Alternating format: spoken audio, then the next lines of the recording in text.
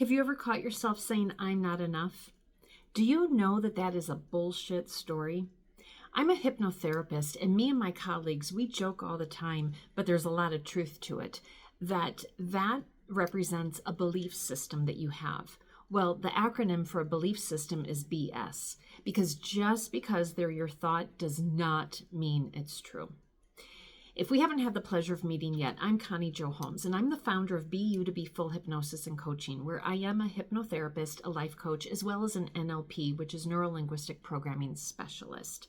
And what I want to talk to you about today are those 5 lies that women tell themselves that you believe so strongly that are actually keeping you stuck, and identifying what they are and flipping the script on that so that you can finally stop with all of the BS excuses and step into who you were meant to be. So that very first one, and I hear it all the time with my clients, I'm not enough. There might be a couple of variations of this, of maybe I'm not deserving or I'm not worthy, but mainly it is women feeling like I'm not enough. That phrase makes me insane, because enough for who? For who? And whoever you think that is, why are you putting all this power into their hands? Why are you allowing them to control how you feel about yourselves? Why are you making them right and you wrong? Because who's to say that when you think they're right, that they're right? Because they're not. It's you. Only you know what is at the core of you. Only you know what drives you, what motivates you, what has worked for you well in the past, what hasn't worked for you in the past. No one knows the depth of you but you. And therefore, even if you're going through troubling times, we've all had high highs in our life and low lows in our life. We all have. As human beings, we don't escape this world without having that. But the trick is to allow yourself to know that both a high high and a low low, they're there to teach you a lesson. The high high is to be like, oh, that worked and that felt really good. What is in there that I can rinse and repeat? And then those low moments, all right, that did not feel good at all. I've got some massive lessons from this, but what can I take from these lessons and apply it so that I don't ever face this again? And that is what human growth is all about. And so, and I could go on and on about you're not enough, because it's just the most ridiculous statement in the world to me. Actually, it's underneath my shirt here. You are enough. Be you to be full. You are enough. And nobody can claim that but you, that you are enough. So stop giving your damn power away to somebody else. Just knock it off right now. And if you can, and I'm going to be very, very harsh here. I'm going to be a noble coach right here and tell you what you need to hear instead of what you want to hear. If you continue to tell yourself that you're not enough, after a while, I'm going to question if that's just an excuse. And so let that hard truth, that hard question that may be the truth, just sit there for a moment. Okay? You are enough. Claim it. So the second thing that people might say is, I don't have time. Well, I think we all feel like that, but at the end of the day, you do have time. We make time for those things that matter. Think about, I think we've all experienced this. How many times maybe your house is a little bit messy and you get that phone call from somebody who says, hey, I'm driving through your town. I'm 15 minutes away. Well, you have never cleaned your house so damn fast than you have in those last 15 minutes. And so that just tells you we make time for those things that are important. And so please realize that you are important. If you are feeling stuck, it's probably because you've put yourself on the back burner. And you put yourself on the back burner because, your job is more important. This task that you promised is more important. Different things like that. And now, if you're married and you have children, you might sit there and say, well, but my children are more important than me right now, or whatever the case may be. And I'm not here to argue that.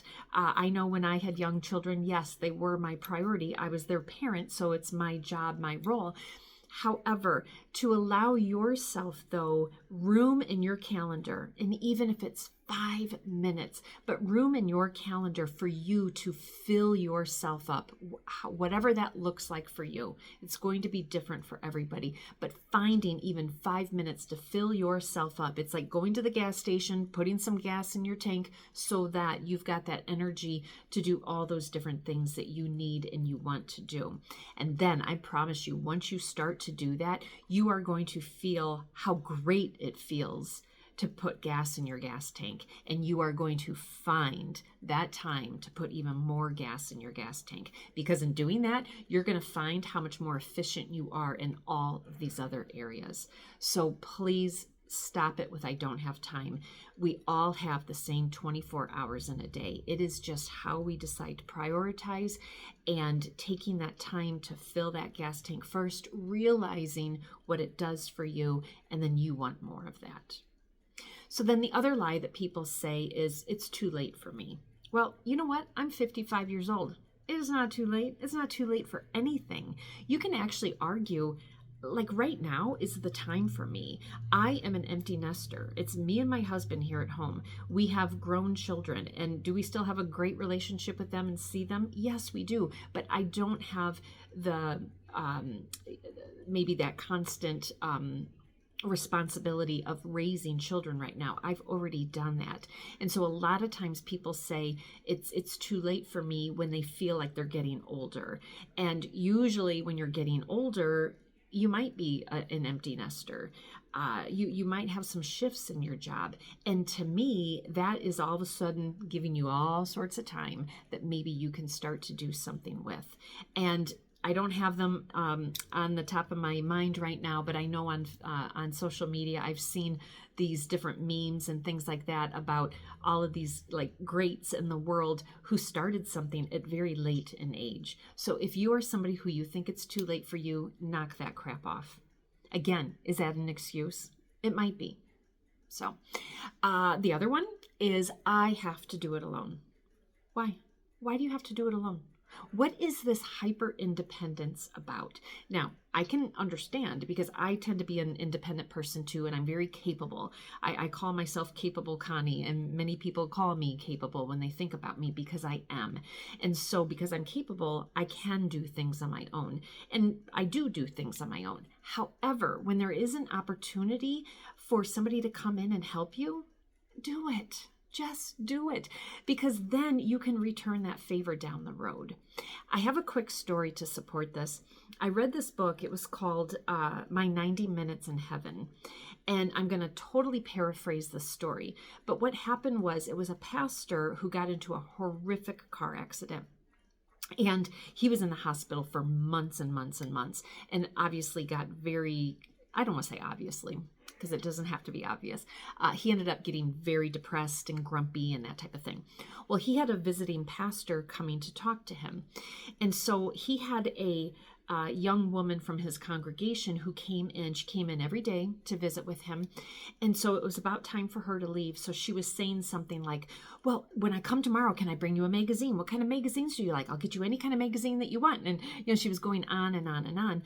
Well, he ended up biting at her, and he said, "No, I don't need one." Well, she kept pushing, and then he said, "No, I don't need one." And then the girl's like, "Okay." And so she left, but she said, "I'll be back tomorrow." Well, once she walked through the door, the visiting pastor looked at him and he said, "You're being a jerk." And the injured pastor is like, "What? What are you talking about?" "No, I'm not." And he said, "Yes, you are." He said, "That young lady wanted nothing more in the world to help you, and you just took that opportunity away from her.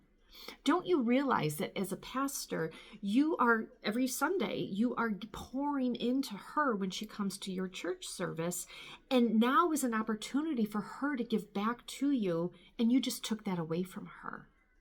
I love that story.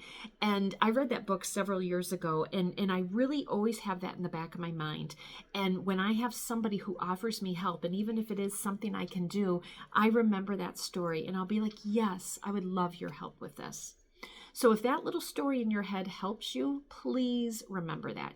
This hyper independent stuff, there's a time and a place for it when maybe you are alone and you have to move furniture or you have to do whatever. But you know what? the majority of the time, that's not the case. So give it up. All right. The next one is, this is just who I am.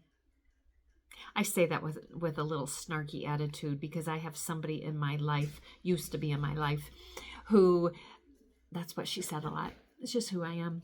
And just like that, it's just who I am. It was like this blanket ass excuse for her to just be like she is.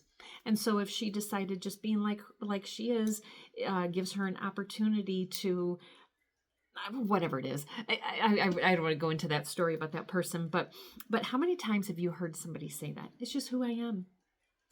And right there, they might as well, instead of saying it's just who I am, they might as well just say, I'm just giving you this excuse because I don't want to change. And you know what? That's okay. If you don't want to change, that's fine. However, if you are feeling stuck means you want to change. And feeling stuck is actually a mindset.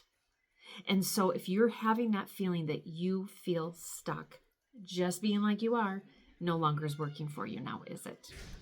So, all right. Boy, I feel like I was a little bitey on that one myself, but you know what? I am bitey on it because this world needs us. This world needs people, but especially women who are strong and capable and who can just live life fulfilled. And the reason why that's so important is because we are very influential. I don't know if you know your power of influence, but you are. And so when you are an influential person, you have that opportunity to impact so many people around you, your children, your grandchildren, your spouse, your friends. And that is why I am being with this video, because we all need to put the crap aside, stop the excuses, stop feeling stuck, and just put ourselves in there. Because in doing that, we are going to be fulfilled human beings, and that is going to have a massive ripple effect. So, no longer these 5 excuses. Step into the ring and live that fulfilled life for you. Now, if I can be of service for you, well, first let me ask you, if you have gotten value out of this, please like, comment, share, and subscribe. But also, what's an excuse maybe that you have made in the past, or you've heard a friend or a colleague say in the past? Add that to the comments because we can continue this dialogue there. But also, if I can be of service for you in any way, look in the description box because that is how you can find me on how to work with me, whether it's one-on-one services or whether I do have a school community as well. And it is about the Own Your Life Blueprint. So, all right. Well, thank you so much. And I hope you got some value out of this. Thank you.